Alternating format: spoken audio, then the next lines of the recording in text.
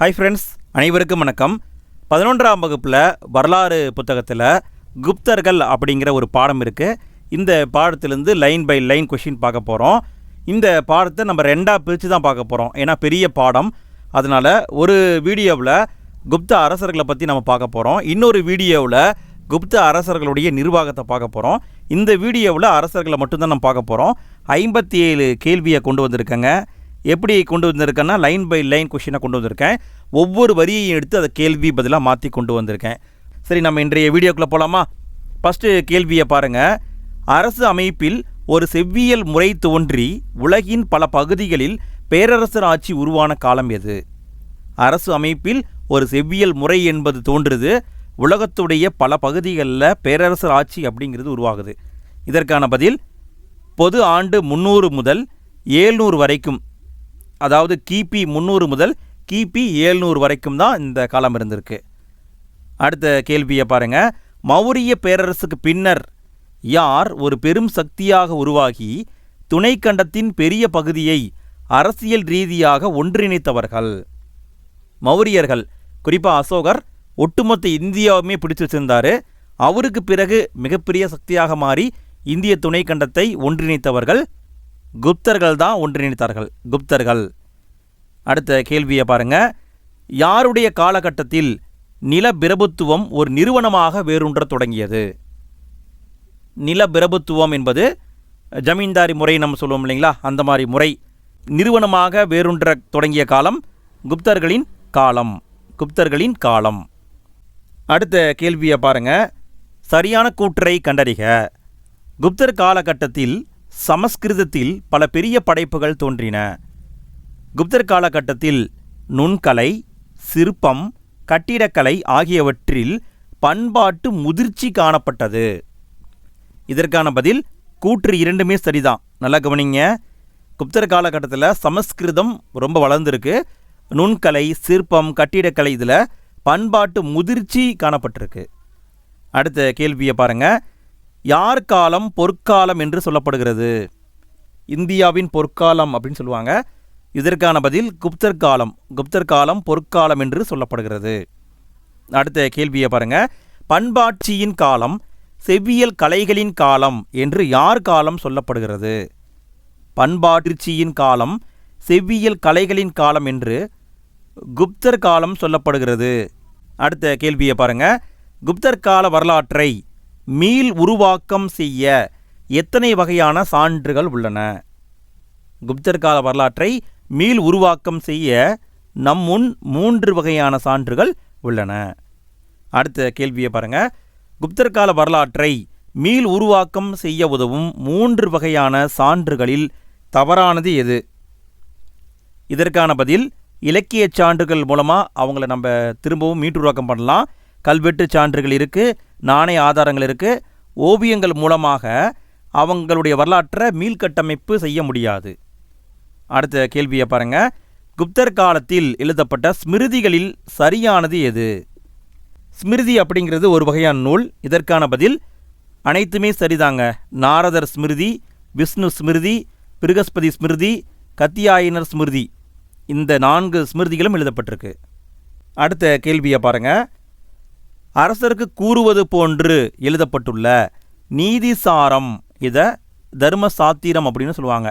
ரெண்டுமே ஒரே நூல் தான். நீதிசாரம்னு சொல்லுவாங்க, தர்மசாத்திரம் அப்படின்னு சொல்லுவாங்க. இந்த நூலை எழுதியவர் யார்? இதற்கான பதில் காமாந்தகர். காமாந்தகர் எழுதிய நூல் நீதிசாரம் அல்லது தர்மசாத்திரம். இந்த நூல் அரசருக்கு அறிவுரை கூறுவது போல் எழுதப்பட்டிருக்கு. அடுத்த கேள்வியை பாருங்கள். குப்தர்களின் எழுச்சி குறித்த விவரங்களை கூறும் தேவி சந்திரகுப்தம், முத்ரா ராட்சசம் ஆகிய நூல்களை எழுதியவர் யார்? தேவி சந்திரகுப்தம், முத்ரா ராட்சசம், இந்த 2 நூல்களும் குப்தர்களுடைய எழுச்சியை பற்றி கூறும். இந்த நூல்கள் எழுதியவர் விசாகதத்தர், விசாகதத்தர். அடுத்த கேள்வியை பாருங்கள். 2ஆம் சந்திரகுப்தர் காலத்தில் இந்தியாவுக்கு வருகை தந்த சீன பயணி யார்? 2ஆம் சந்திரகுப்தர் காலத்தில் இந்தியாவுக்கு வருகை புரிந்தவர் பாகியான். இவர் சீன நாட்டை சார்ந்தவர். அடுத்த கேள்வியை பாருங்கள். மெஹ்ரோலி இரும்புத்தூண் கல்வெட்டு யாருடைய சாதனைகளை குறிக்கிறது? மெஹ்ரோலி இரும்புத்தூண் கல்வெட்டு யாருடைய சாதனைகளை குறிக்கிறது? இதற்கான பதில் முதலாம் சந்திரகுப்தர். மெகரொளி இரும்புத்தூண் கல்வெட்டுனா முதலாம் சந்திரகுப்தர். அடுத்த கேள்வியை பாருங்க. அலகாபாத் தூண் கல்வெட்டு எந்த மன்னரின் சாதனைகளை குறிக்கிறது? அலகாபாத் தூண் கல்வெட்டுன்னு சொல்லுவாங்க, இல்லைன்னா பிரயாகை கல்வெட்டுன்னு சொல்லுவாங்க. பிரயாகை கல்வெட்டு அப்படின்னும் குறிப்பிடுவாங்க, பார்த்துக்கோங்க. இதற்கான பதில் சமுத்திரகுப்தர் என்பது சரி. நல்லா பாருங்கள், மெகரொளி இரும்புத்தூண் கல்வெட்டுனா முதலாம் சந்திரகுப்தர், அலகாபாத் தூண் கல்வெட்டுனா சமுத்திரகுப்தர். அடுத்த கேள்வியை பாருங்கள். அலகாபாத் தூண் கல்வெட்டை பொறித்தவர் யார்?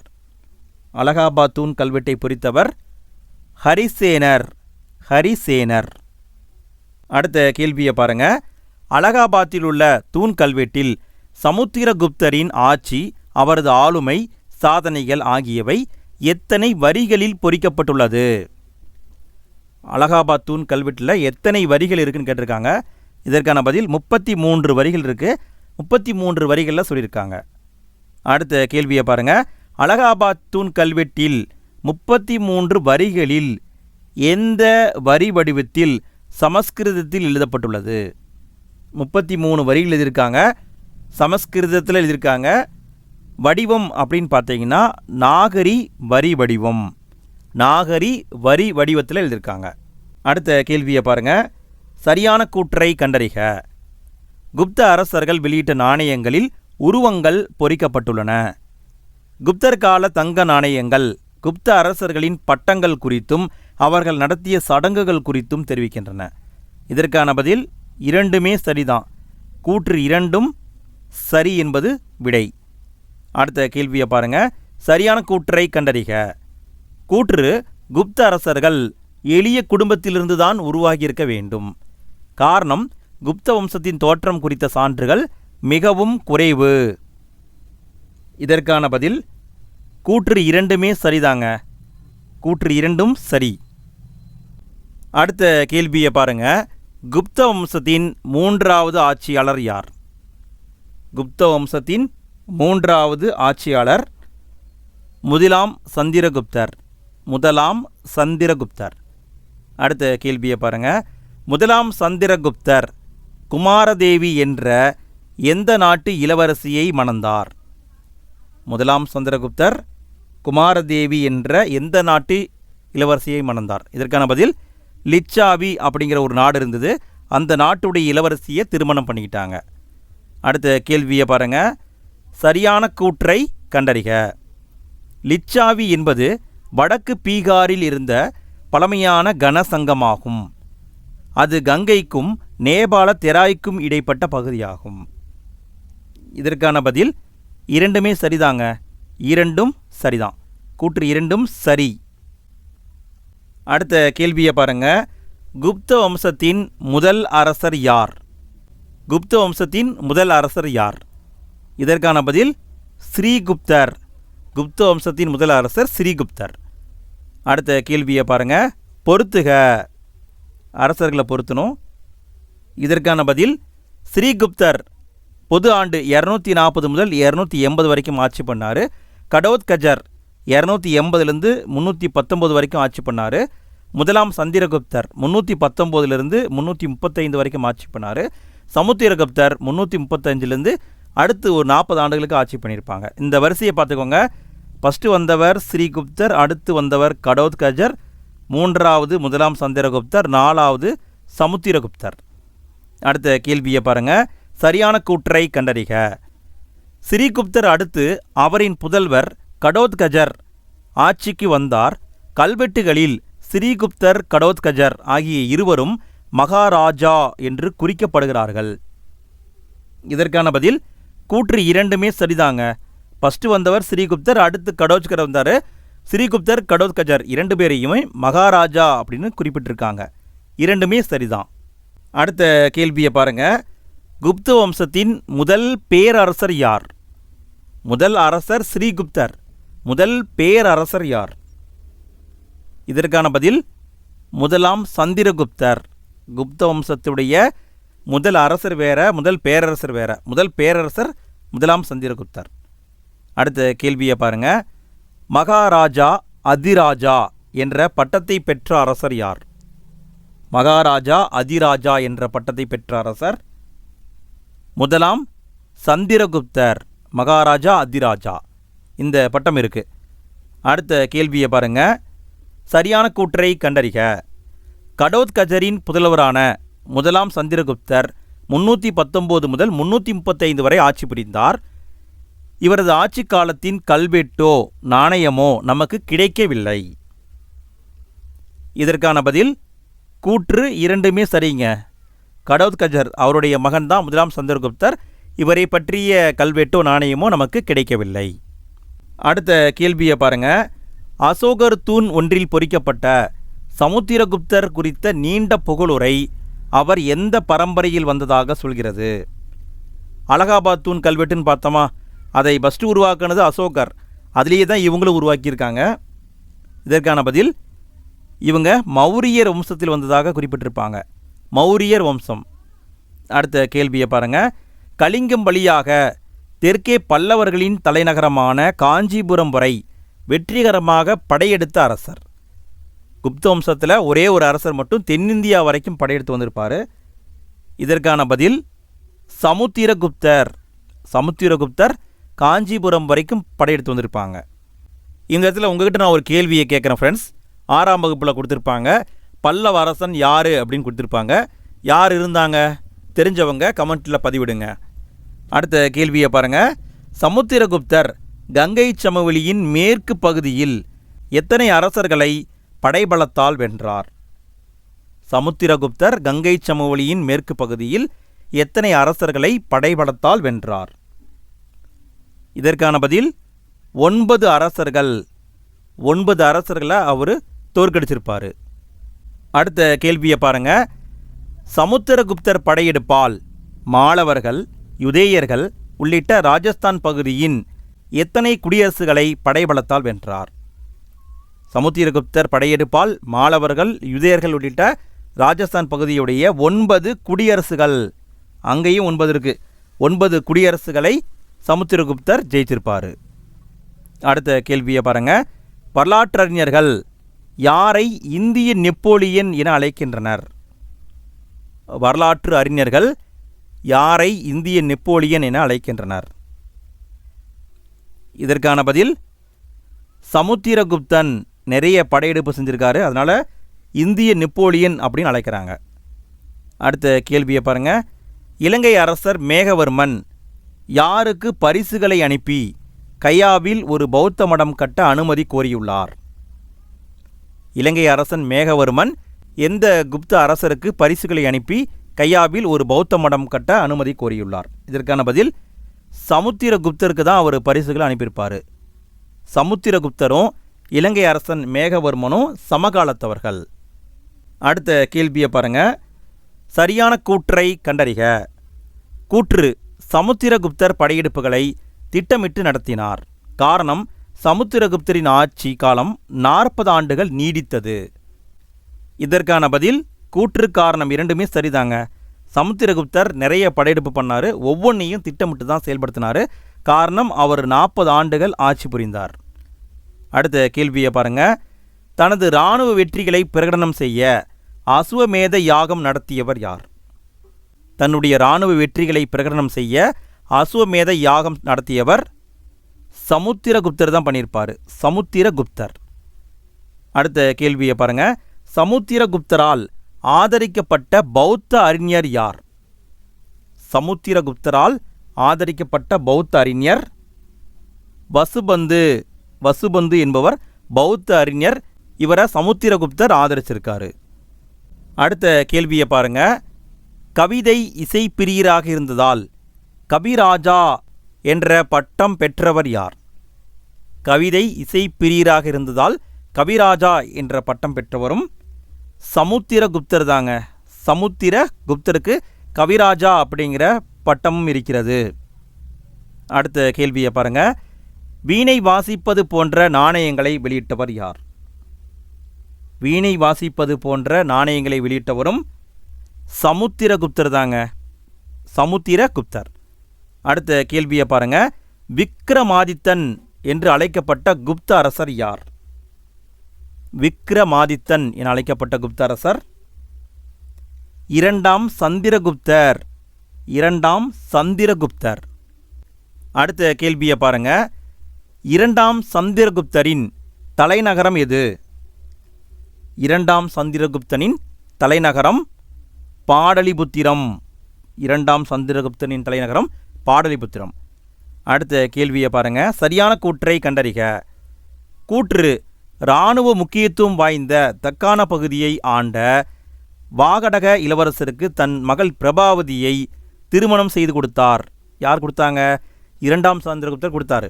காரணம், இரண்டாம் சந்திரகுப்தர் தனது அரசின் எல்லைகளை போர்கள், திருமண உறவுகள் ஆகியவற்றின் மூலம் விரிவுபடுத்தினார். இதற்கான பதில் இரண்டுமே சரிதாங்க. போர்கள் மூலமாகவும் திருமண உறவுகள் மூலமாகவும் தன்னுடைய எல்லையை விரிவுபடுத்தியிருக்காரு. அதுக்கு உதாரணம் தான் இவருடைய மகள் பிரபாவதியை வாகடக இளவரசருக்கு திருமணம் செஞ்சு கொடுத்துருக்காங்க. வாகடகம் அப்படிங்கிறது தக்கான பகுதியில் ரொம்ப முக்கியம் வாய்ந்த ஒரு அரசு. அப்போ இங்கே விடைன்னு பார்த்தீங்கன்னா கூற்று காரணம் இரண்டுமே சரிதான். அடுத்த கேள்வியை பாருங்கள். மேற்கு மாலவம், குஜராத் ஆகிய பகுதிகளை 400 ஆண்டுகளாக ஆட்சி செய்து வந்த சாக அரசர்களை படையெடுத்து தோற்கடித்தவர் யார்? மேற்கு மாலவம், குஜராத் இந்த பகுதிகளை ஆண்டவர்கள் 400 ஆண்டுகளாக ஆட்சி செய்தவர்கள் சாகர்கள். அவங்களை தோற்கடித்தவர் இரண்டாம் சந்திரகுப்தர். இரண்டாம் சந்திரகுப்தர். அதுக்காகத்தான் சாகரி அப்படிங்கிற பட்டமும் வழங்கப்பட்டிருக்கும். அடுத்த கேள்வியை பாருங்கள். விக்ரமன், தேவகுப்தன், தேவராஜன், சிம்ஹ விக்ரமன், விக்ரமாதித்தன், சாகரி என அழைக்கப்பட்டவர் யார்? இத்தனை பட்டப்பேர் இருக்குங்க. விக்ரமன், தேவகுப்தன், தேவராஜன், சிம்ஹ விக்ரமன், விக்ரமாதித்தன், சாகரி இப்படி அழைக்கப்பட்டவர் இரண்டாம் சந்திரகுப்தர். இரண்டாம் சந்திரகுப்தர். அடுத்த கேள்வியை பாருங்க. நவரத்தினங்கள் எனப்பட்ட 9 அறிஞர்கள் யாருடைய அவையில் இருந்தனர்? நவரத்தினங்கள் எனப்பட்ட 9 அறிஞர்கள் யாருடைய அவையில் இருந்தனர்? இதற்கான பதில் இரண்டாம் சந்திரகுப்தருடைய அவையில் இருந்திருப்பாங்க. இரண்டாம் சந்திரகுப்தர். அடுத்த கேள்வியை பாருங்க. குப்த பேரரசின் வளம் குறித்து பதிவு செய்த சீன பயணி யார்? குப்த பேரரசின் வளம் குறித்து பதிவு செய்த சீன பயணி பாகியான். பாகியான். அடுத்த கேள்வியை பாருங்க. யார் ஆட்சி காலத்தில் பாகியான் என்ற பௌத்த அறிஞர் சீனாவிலிருந்து இந்தியா வந்தார்? யார் ஆட்சி காலத்தில் பாகியான் என்ற பௌத்த அறிஞர் சீனாவிலிருந்து இந்தியா வந்தார்? இதற்கான பதில் இரண்டாம் சந்திரகுப்தர் ஆட்சி காலத்தில் தான் வந்திருப்பாங்க. அடுத்த கேள்வியை பாருங்க. வெள்ளி நாணயங்களை வெளியிட்ட முதல் குப்த அரசர் யார்? வெள்ளி நாணயங்களை வெளியிட்ட முதல் குப்த அரசரும் இரண்டாம் சந்திரகுப்தர் தான். வெள்ளி நாணயங்களை வெளியிட்ட முதல் குப்த அரசர். அடுத்த கேள்வியை பாருங்க. யார் ஆட்சி காலத்தில் பேரரசின் விரிவாக்கம் உச்சத்தை எட்டியது? யார் ஆட்சி காலத்தில் குப்த பேரரசின் விரிவாக்கம் உச்சத்தை எட்டியது? இதற்கான பதில் இரண்டாம் சந்திரகுப்தருடைய காலத்தில் தான் பேரரசின் விரிவாக்கம் உச்சத்தை எட்டியது. அடுத்த கேள்வியை பாருங்க. இரண்டாம் சந்திரகுப்தருக்கு பின்னர் அவரது புதல்வர் யார் ஆட்சி செய்தார்? இரண்டாம் சந்திரகுப்தருக்கு பின்னாடி ஆட்சிக்கு வந்தவர் அவருடைய புதல்வர் முதலாம் குமாரகுப்தர். முதலாம் குமாரகுப்தர். அடுத்த கேள்வியை பாருங்க. நாலந்தா பல்கலைக்கழகத்தை தோற்றுவித்தவர் யார்?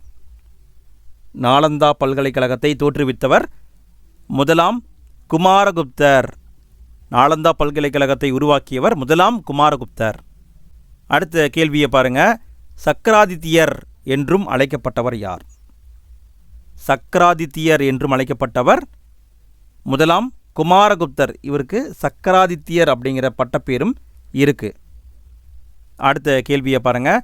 குப்த வம்சத்தின் கடைசி பேரரசர் யார்? கடைசி அரசர் வேற, கடைசி பேரரசர் வேற. இதற்கான பதில் ஸ்கந்தகுப்தர். குப்த வம்சத்தின் கடைசி பேரரசர் ஸ்கந்தகுப்தர். அடுத்த கேள்வியை பாருங்க. யார் காலத்தில் ஹூணர்கள் படையெடுத்து வந்தனர்? ஹூணர்கள் அப்படிங்கிறவங்க நாடோடி மக்கள். யார் காலத்தில் படையெடுத்து வந்தனர்? இதற்கான பதில் ஸ்கந்தகுப்தர் காலத்தில் தான் படையெடுத்து வந்திருப்பாங்க. அடுத்த கேள்வியை பாருங்க. குப்த வம்சத்தின் கடைசி அரசர் யார்? கடைசி பேரரசர் ஸ்கந்தகுப்தர்.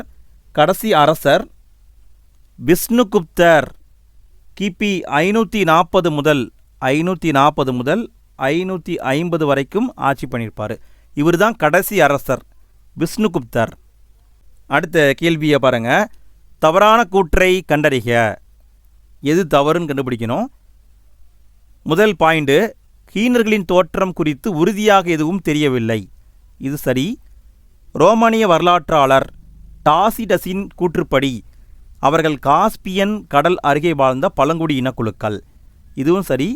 ரோமாபுரி பேரரசின் வீழ்ச்சிக்கு காரணமாக இருந்தவர்கள். இதுவும் சரி. அட்டில்லாவின் தலைமையில் திரண்ட இவர்கள் ஐரோப்பாவில் கொடுங்கோன்மைக்கு பெயர் பெற்றவர்கள். இதுவும் சரி.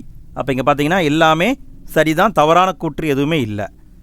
அடுத்த கேள்வியை பாருங்கள். கடைசி கேள்விங்க ஃப்ரெண்ட்ஸ். நம்ம அரசர்களை மட்டும்தான் பார்த்துருக்கோம். அடுத்த வீடியோவில் குப்தர்களுடைய நிர்வாகத்தை பார்க்க போகிறோம். நீங்கள் அதை பார்க்கணும் அப்படின்னா எண்டு ஸ்க்ரீனில் லிங்க் கொடுக்குறேன் பாருங்கள், இல்லைன்னா ஃபஸ்ட்டு கமெண்ட்லேயும் லிங்க் கொடுக்குறேன் பாருங்கள். சரி, கேள்வியை பாருங்கள். சரியான கூற்றை கண்டறிக. வெள்ளை ஹீனர்கள் என்று அழைக்கப்பட்ட ஹீனர்களின் ஒரு பிரிவு மத்திய ஆசியாவிலிருந்து இந்தியா நோக்கி வந்தது. இவர்களது படையெடுப்பு குசானர்கள் காலத்திற்கு 100 ஆண்டுகளுக்கு பின் ஆரம்பமானது. இதற்கான பதில் இரண்டுமே சரிதாங்க. இந்தியாவுக்கு படையெடுத்து வந்தவர்கள் வெள்ளை ஹீனர்கள், மத்திய ஆசியாவிலிருந்து வந்தவங்க குசானர்கள் காலத்துக்கு பின்னாடி 100 ஆண்டுகளுக்கு பின்னாடி தான் வந்திருக்காங்க. அவ்வளோதாங்க. இந்த வீடியோவில் குப்த அரசர்கள் நம்ம பார்த்துட்டோம். அடுத்த வீடியோவில் குப்தர் நிர்வாகத்தை பார்க்கலாம். அதுக்கான லிங்க் ஃபஸ்ட்டு கமெண்ட்லேயும் இந்த ஸ்க்ரீனில் இருக்குது. கிளிக் பண்ணி பாருங்கள்.